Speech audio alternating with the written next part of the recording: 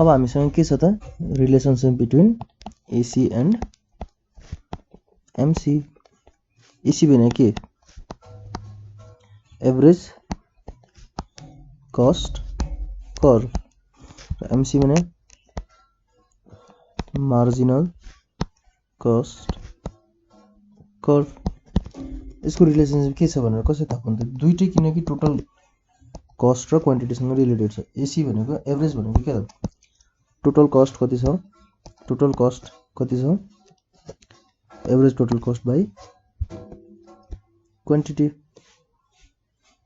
Total cost by quantity नै average हो, average cost हो। मार्जिनल कस्ट भनेको change in total cost by change in quantity हैन त। अब यति भएपछि यससँग रिलेसनशिप के कस्तो छ त यसको भनेर हेर्दा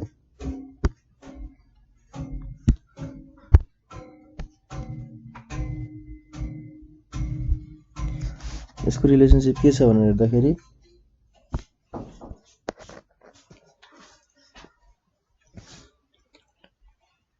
हाम्रो एभरेज कस्ट कर्भ भनेको कस्तो हुन्छ त यु शेप हुन्छ हैन, यस्तो यु शेप सपोज यस्तो भयो। मार्जिनल कस्ट कर्भ कस्तो हुन्छ त तल चाँडै जाने, त्यो पछि भत्तराइज हुने, तर एभरेज कस्टको मिनिमम पोइन्टबाट चाहिँ पास हुन्छ है यसरी, र एभरेज कस्ट भन्दा माथि जान्छ।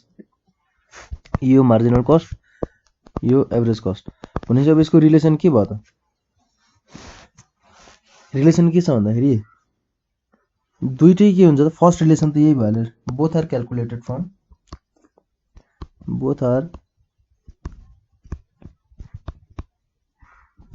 क्याल्कुलेटेड फ्रम टोटल कस्ट है। बट के हुन्छ त average cost is derived from TC and Q हो कि एभरेज कस्ट टीसी र क्यू बाट आछ भने, वेयरएज मार्जिनल कस्ट चाहिँ चेन्ज इन टीसी र चेन्ज इन क्यू बाट आउँछ। Marginal cost is derived from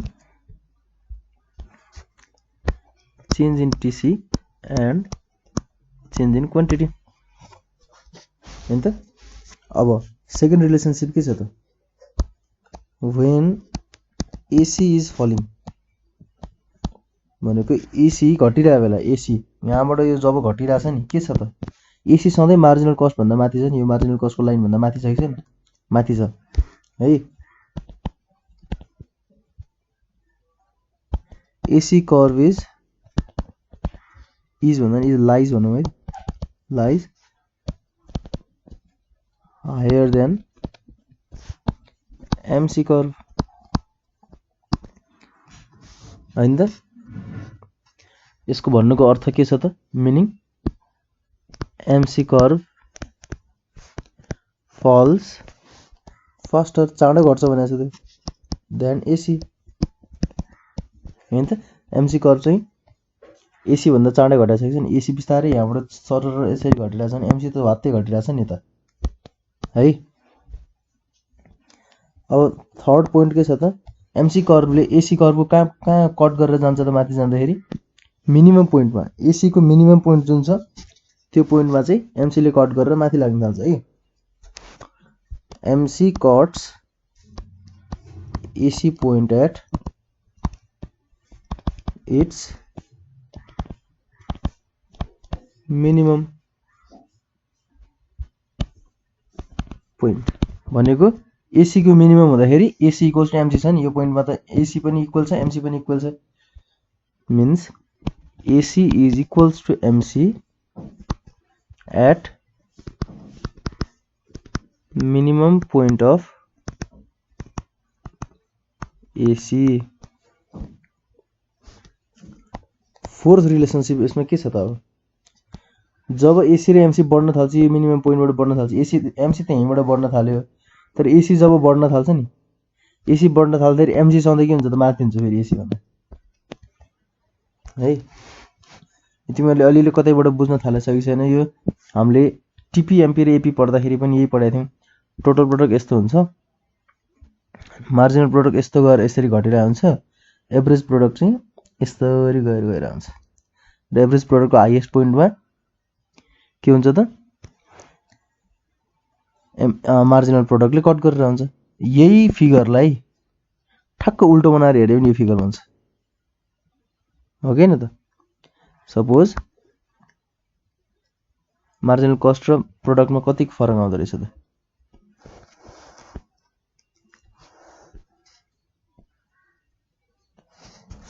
यो फिगरलाई रोटेट गर्न मिल्छ कि मिल्दैन हेरौँ है त। रोटेट गर्न मिल्दो रहेछ। ल मैले ठ्याक्कै फ्लिप भर्टिकल गरिदिएँ है। अब यो जुन फिगर बनिरहेछ नि यता हेरौँ है त, यसमा कलर पनि मैले चेन्ज गरेँ। यो पार्ट मार्जिनल प्रोडक्टको उल्टो, ठ्याक्कै यो एभरेज प्रोडक्टको उल्टो। अघि हामीले के लेखेको थियौँ, यो एभरेज प्रोडक्ट यो मार्जिनल प्रोडक्ट, ठ्याक्क उल्टो हुँदाखेरि मार्जिनल कस्ट र एभरेज कस्टको रिलेसन एउटै छ कि छैन? यो मार्जिनल कस्ट गइरहेछ, यो एभरेज कस्ट गइरहेछ, यसको मिनिमम पोइन्टबाट कट भइरहेछ। हामीले प्रोडक्टको तर्फबाट हेर्दाखेरि चाहिँ ठ्याक्क म्याक्सिमम पोइन्टबाट कट भएको छ, पहिला बढ्छ अनि घट्छ, अनि बिस्तारै बढिरहेको हुन्छ, यसको म्याक्सिमम पोइन्टबाट घटिरहेको हुन्छ भनेर हामीले यो टिपिएमपिएपीमा नि पढेको थियौँ, ल अफ भेरिएबल प्रोपोर्सनमा नि पढेको थियौँ। ठ्याक्कै यसको उल्टो हो क्या, कस्ट भनेको प्रोडक्टको ठ्याक्कै उल्टो है। अब फोर्थ रिलेसनसिपमा के छ त भन्दाखेरि भने नि अहिले भर्खर वेन एसी इन्क्रिजेस, एसी जब बढ्न थाल्छ नि MC is greater than AC, होइन त? र एमसी इन्क्रिजेस ऱ्यापिडली, किनकि एसी बिस्तारै इन्क्रिज भइरहेछ। एसी इन्क्रिजेस स्लोली,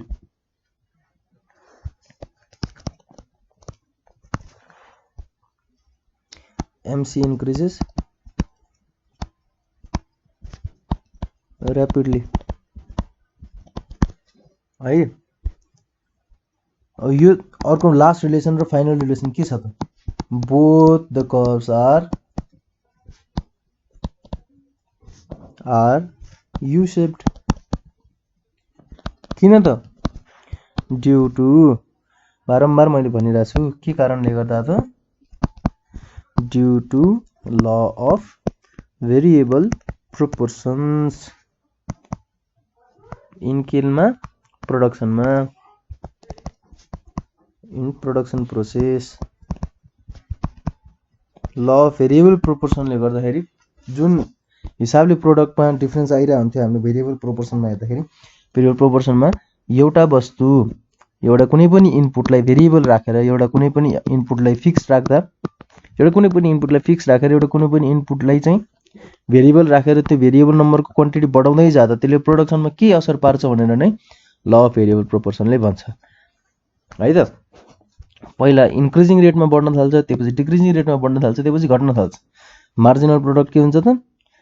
पहिला बढ्छ, म्याक्सिमम हुन्छ, घट्न थाल्छ, एउटा पोइन्टमा गएपछि नेगेटिभ पनि हुन्छ। एभरेज प्रोडक्ट बिस्तारै बढ्छ, म्याक्सिमम पोइन्टमा मार्जिनल प्रोडक्टले कट गर्छ, बिस्तारै घट्छ, जेरो हुँदैन। किन त? यो इन्क्रिजिङ रिटर्न्स, यो यति portion,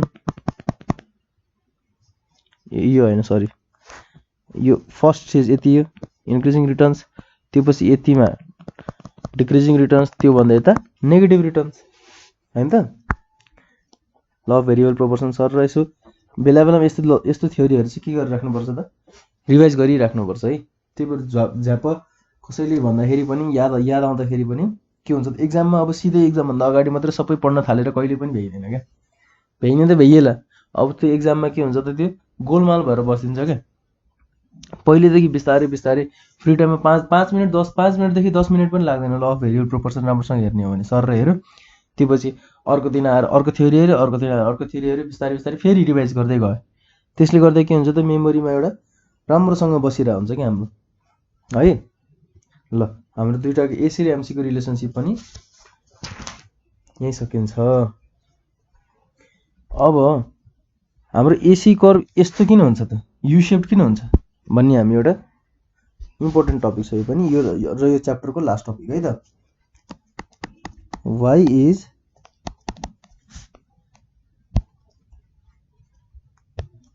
AC curve U shaped in short run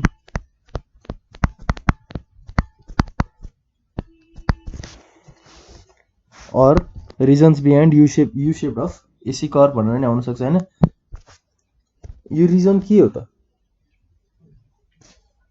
भन्दाखेरि सुरुमा त नर्मली भन्दाखेरि त के हुन्छ त यु शेप पहिला सुरु एक्सपेन्ड कस्ट घटेर आउँछ मिनिमम पुग्छ त्यसपछि कस्ट बढ्न थाल्छ त्यही भएर यु शेप भयो।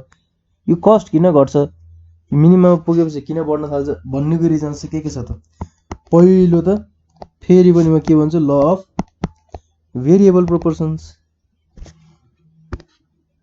है ल अफ भेरिएबल प्रोपोर्सन्स यसले के भन्यो त फेरि ल अफ भेरिएबल प्रोपोर्सन्स सधैँ के भन्छ त keeping one factor of production fixed एउटा फ्याक्टर प्रोडक्सनलाई चाहिँ फिक्स्ड राख्यो क्यापिटललाई फिक्स राखेर लेबरको युनिट हामी जति बढाउँदै जान्छौँ के हुन्छ त लेबरको युनिट जति बढाउँदै जान्छौँ मार्जिनल प्रोडक्ट र एभरेज प्रोडक्ट पहिला बढ्न थाल्छन् त्यसपछि दुईटै म्याक्सिमम पुगेपछि घट्न थाल्छन् मार्जिनल प्रोडक्ट धेरै चाँडो घट्न थाल्छ एभरेज प्रोडक्ट बिस्तारै घट्न थाल्छ हैन यही हैन त किनभने due to stage of increasing returns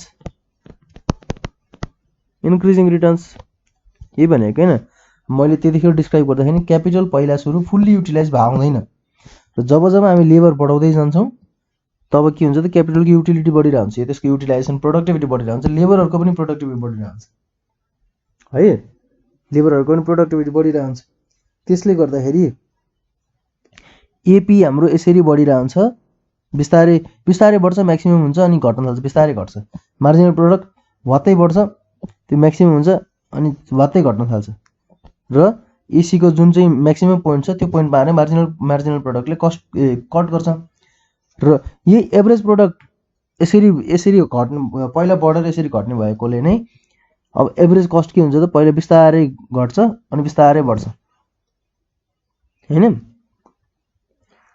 अनि त्यसपछि अब एभरेज यो मार्जिनल कस्ट चाहिँ कसरी हुन्छ त ठ्याक्क मार्जिनल प्रोडक्ट झ्याप्प बढेर झ्याप्प घटेर आउँछ भनेपछि मार्जिनल कस्ट पनि झ्याप्प घटेर झ्याप्प बढ्छ यही फिगरको उल्टो फिगर नै यो हो क्या है ठ्याक्क कपीलाई उल्टाएर हेर्दाखेरि सपोज पहिला कपीमा तपाईहरुले चाहिँ टिपी मार्जिनल प्रोडक्ट सट्ट बढ्यो सट्ट घट्यो लेख्नु भयो त्यसपछि त्यही पोइन्टबाट एभरेज प्रोडक्ट बिस्तारै बढ्छ आफ्नो म्याक्सिमम पुग्छ म्याक्सिमम पुगेर घट्न थाल्छ यसलाई कपी उल्टाएर हेर्नुस् यो पहिला मार्जिनल प्रोडक्ट थियो यो पहिला एभरेज प्रोडक्ट थियो अब यो के हुन्छ त कपी उल्टाएर हेर्दाखेरि यो एभरेज कस्ट हुन्छ यो मार्जिनल कस्ट हुन्छ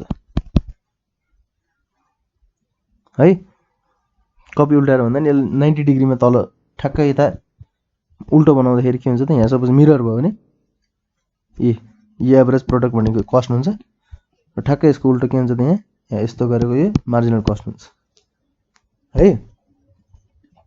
यही कारणले गर्दाखेरि के हुन्छ त सुरुमा चाहिँ कस्ट घटिरहन्छ इन्क्रिजिङ रिटर्न्समा त्यसपछि डिक्रिजिङ रिटर्न्स हुन थालेपछि कस्ट बढ्न थाल्छ त्यही भएर यु शेप हुन्छ भनेर भनेको है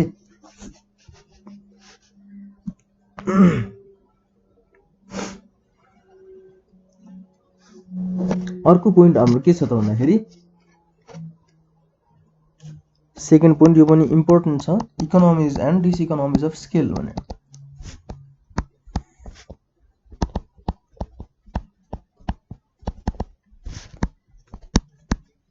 स्केल भने के भनेको थिएँ त मैले ल अफ रिटर्न्स टु स्केलमा स्केल भनेको सबै फ्याक्टर्स अफ प्रोडक्सनलाई स्केल भन्छ एकैचोटि तिनीहरूलाई चाहिँ बढाउन थाले सेम प्रोपोर्सनमा भने त्यसलाई स्केल भन्छ हैन इकोनोमिज र डिसइकोनोमिज अफ स्केल भनेको के हुन्छ त इकोनोमिज भनेको फाइदा कस्ट कम हुने है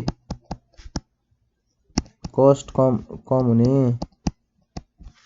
डिसइकोनोमिज भनेको कस्ट बढ्न थाल्ने स्केल भनेको हाई स्केलमा जब धेरै प्रोडक्सन हुन थाल्छ नि सुरुमा के हुन्छ त धेरै प्रोडक्सन हुन थाल्दा हामीले जब आउटपुटको हाम्रो प्रोडक्सन बढाउँदै जान्छौँ त्यतिखेर के हुन्छ त फाइदा हुन्छ हामीलाई अलिकति किनभने प्रोडक्टिभिटी बढ्छ यसको पनि कारण चारवटा फाइदाहरू छ चारवटा कारणले बढ्छ है त पहिला सुरु बेसिक भनौँ सुरुमा हामीले प्रोडक्ट्सहरू बढाउँदाखेरि त्यसलाई हामीलाई के हुन्छ त कस्ट अलिकति फाइदा हुँदै जान्छ त्यो पछि एउटा पोइन्टमा पुगेपछि जब त्यो आउटपुट जति बढाए पनि कस्टहरू के हुन्छ त बढ्दै जान्छ सर। रिजन 4वटा इकोनोमिज र डिसइकोनोमिज अफ स्केल। पहिलो लेबर इकोनोमिज। लेबर भने के त मान्छेहरू सुरुमा आउँदाखेरि के हुन्छ एउटा जोस जाँगर छुट्टै हुन्छ हैन। कुनै पनि प्रोडक्टहरू प्रोड्युस गर्दाखेरि सुरुमा कम्पनीमा कुनै पनि अफिसमा मान्छेहरू काम गर्न जान्छ, कुनै पनि फ्याक्ट्रीमा काम गर्न जान्छ, सुरुमा जोस जाँगर छुट्टै हुन्छ पहिलो कुरो। अर्को कुरो के हुन्छ त सुरुमा लेबर डिभिजन भइरहेको हुन्छ।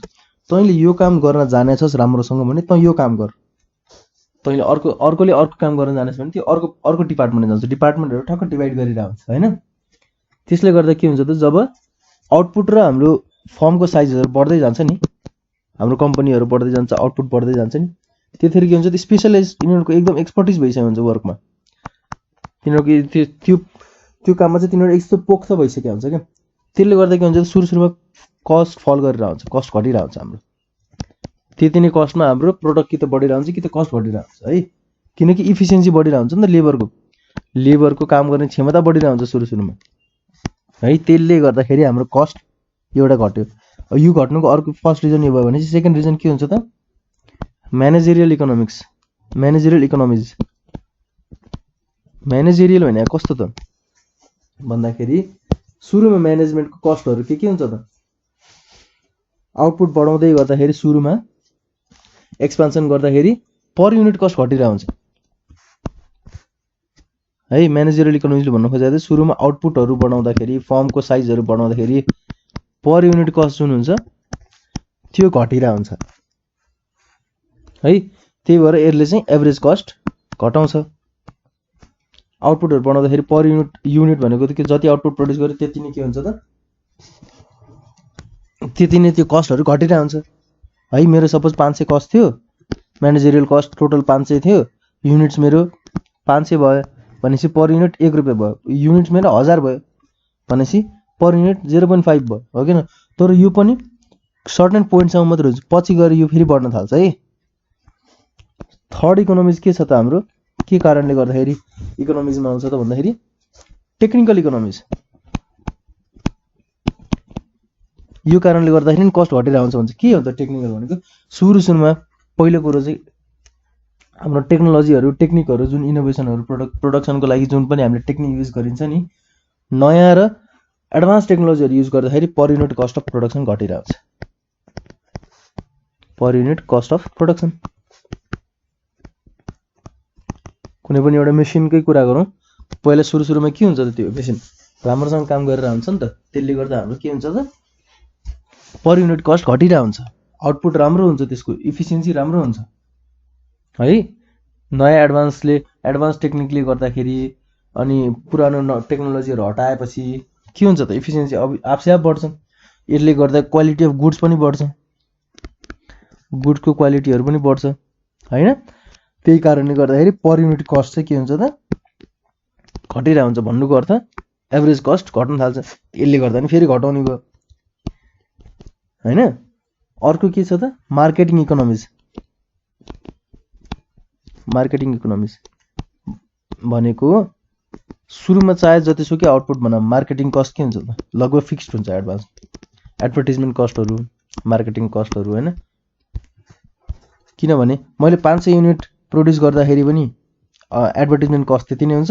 त्यही एडभर्टिजमेन्ट कस्टमा मैले के हुन्छ त 1000 युनिट प्रोड्युस गर्न पनि सक्छु हैन। एडभर्टिजमेन्ट कस्ट त के अब मैले कति युनिट प्रोड्युस गरिरहेको छु त्यसले थोरै न फरक पर्छ एडभर्टिजमेन्ट कस्टमा, पर्दैन नि हैन। त्यही भएर यो सुरुमा पर युनिट कस्ट चाहिँ के भयो त एडभर्टिजमेन्ट कस्ट पनि कम हुन थाल्छ, मार्केटिङ कस्टहरू है। त्यही आउटपुटको लेभलसँग केही सम्बन्ध नै छैन कि एडभर्टिजमेन्ट कस्टको। त्यही भएर पनि फेरि एभरेज कस्ट के भइरहेछ त सर्ट रनमा घटिरहेको हुन्छ। यो पनि एउटा सर्टेन लेभलसम्म मात्र पुग्छ है। सर्टेन लेभलसम्म यसको इकोनोमिज हुन्छ, त्यो पछि गएर के हुन्छ त यसको डिसइकोनोमिज हुन थाल्छ। डिसइकोनोमिज भने कस्तो हुन थाल्छ त अब यसको एउटा अप्टिमम लेभल अफ आउटपुट कटेपछि पहिले इकोनोमिजले गर्दाखेरि हाम्रो कस्ट घटिरहेको थियो, अब यो लोएस्ट पोइन्टमा पुग्यो है। अब के हुन थाल्छ त अप्टिमम लेभलमा पुग्यो। अप्टिमम लेभल पछि के हुन्छ त अब लेबर फोर्स जति बढाउँदै गइन्छ नि हामी, पहिला त जति लेबर फोर्स बढाउँदै गयो त्यति इफिसियन्सी बढिरहेको हुन्छ, पर युनिट कस्ट घटिरहेको हुन्छ। अब बढाउन थालेपछि ओभर क्राउडिङ हुन थाल्छ, मान्छेहरू धेरै हुन थाल्छन् है। अनि अब तिनीहरूलाई ह्यान्डल गर्न गाह्रो हुन थाल्छ, म्यानेजमेन्टलाई ह्यान्डलिङ गाह्रो, किन मान्छे धेरै हुन्छ पहिलो कुरो त। अनि तिनीहरूले कता कता के चाहिँ प्रब्लम आइरहेछ त्यो म्यानेजमेन्टलाई प्रब्लम हुन्छ, कहाँबाट थाहा पाउने के भयो, के कारणले गर्दा मेरो प्रोडक्सन कम भइरहेछ, प्रोडक्सन स्टप भइरहेछ, के कारणले गर्दा मेरो इफिसियन्सी बढिरहेको छैन, टाइममा त्यति नै प्रोडक्ट आइरहेको छैन, त्यो हेर्छन् होइन। अब अनि एउटा के हुन्छ त म्यानेजमेन्टमा अर्को के प्रब्लम आउँछ त यिनीहरूले सुपरभिजन हुन गाह्रो हुन्छ, मान्छे धेरै भएपछि सुपरभिजन गाह्रो हुन्छ, अनि मोनिटरिङ गर्न गाह्रो हुन्छ यिनीहरूलाई होइन। त्यसले गर्दा फेरि अब के हुन्छ त म्यानेजरियल इकोनोमिक्स चाहिँ अब डिसइकोनोमिक्स भन्न थाल्छ, भनेको कस्ट बढ्न थाल्छ, म्यानेजरियल इकोनोमिक्स जुनले गर्दा म्यानेजमेन्टको कस्टहरू बढ्न थाल्छ, यसले गर्दा ओभर क्राउडिङहरूले गर्दा लेबरको कस्ट बढ्न थाल्छ, एउटा त आइडल टाइम धेरै हुन्छ, अर्को एक्स्ट्रा वेजेस तिर्नुपर्छ, अर्को इफिसियन्सी कम भइरहेको हुन्छ, प्रडक्टको लागि धेरै वेस्टेजहरू हुन थाल्छ होइन। अनि यो मेसिनरी प्लान्ट जुन जुन हामीले ल्याएर राखेका थियौँ नि यसको ओभर युटिलाइजेसन हुन थाल्छ। ओभर युटिलाइजेसन भयो भने के हुन्छ त मेसिन धेरै युज गर्न थाल्यो भने के हुन्छ, त्यसको काम गर्ने क्षमता कम हुन थाल्छ है, बिग्रिन सक्ने चान्सहरू धेरै हुन्छ। एउटा चाहिने टाइमसम्म पो काम गर्ने त्यो मेसिनबाट, त्योभन्दा बढी गऱ्यो भने त के हुन्छ, बिग्रिन्छ नि त, ओभर प्रोडक्सन गर्नु भएन त्यो मेसिनरीबाट। त्यही भएर अर्को अब मार्केटिङ टेक्निकलमा के आउँछ त अर्को टेक्नोलोजिकल कुरामा अब रिसर्च र न्यू डेभलपमेन्ट गर्नलाई फेरि के गर्छ, धेरै टाइम लाग्छ। त्यही भएर सर्ट रनमा त के हुन्छ, पोसिबल नै छैन, धेरै टाइम लाग्छ। त्यही भएर पछि गएर अब्सोल्युट टेक्नोलोजी युज गरेर पनि बस्नु पर्ने हुनसक्छ। त्यसले गर्दा फेरि जुन चाहिँ पहिला इकोनोमी जुनले चाहिँ पहिला कस्ट घटाइरहेको थियो त्यसले पहिला पछि गएर के गर्छ त कस्ट बढाउँछ। पुरानो टेक्नोलोजीले गर्दाखेरि हाम्रो टोटल कस्ट अफ प्रोडक्सनमा हामीलाई हानि गर्दछ त्यसले है। यसरी नै गर्दाखेरि चाहिँ जुन हाम्रो इकोनोमी भइरहेको थियो त्यसलाई अब डिसइकोनोमी हुँदै कस्ट बढ्न थाल्छ, त्यही भएर यु सेप भएको हो क्या है त। इकोनोमिक्स र डिसइकोनोमिक्सभित्र यत्रो कुराहरू छन्। अब थर्ड पोइन्ट मेरो के छ त, थर्ड पोइन्ट त मैले अगाडि पनि डिस्क्राइब गरिसकेको छु। थर्ड पोइन्ट के भन्दाखेरि हाम्रो एएफसी र एबिसीले गर्दाखेरि, किनकि एभरेज कस्ट भनेको एभरेज फिक्स कस्ट र एभरेज भेरिएबल कस्ट हो कि होइन त। अब एभरेज फिक्स कस्ट कस्तो हुन्छ त डिस्क्राइब हामीले धेरैचोटि गर्छ। एभरेज फिक्स कस्ट भनेको रेक्ट्याङ्गुलर हाइपरबोला, रेक्ट्याङ्गल जस्तै हुन्छ तर यस्तो गरेर यो यहाँ चुच्चो हुँदैन। यो रेक्ट्याङ्गलको कस्तो हुन्छ यस्तो हुन्छ नि चुच्चो होइन, रेक्ट्याङ्गलको फोर साइड एकदम 90 डिग्री हुन्छ, हाइपरबोलामा कर्भ भएर ठक्क गइरहेको हुन्छ र यो पछि गएर प्यारालल जस्तै हुन्छ, एक्स-एक्सिससँग मिड चाहिँ हुँदैन है,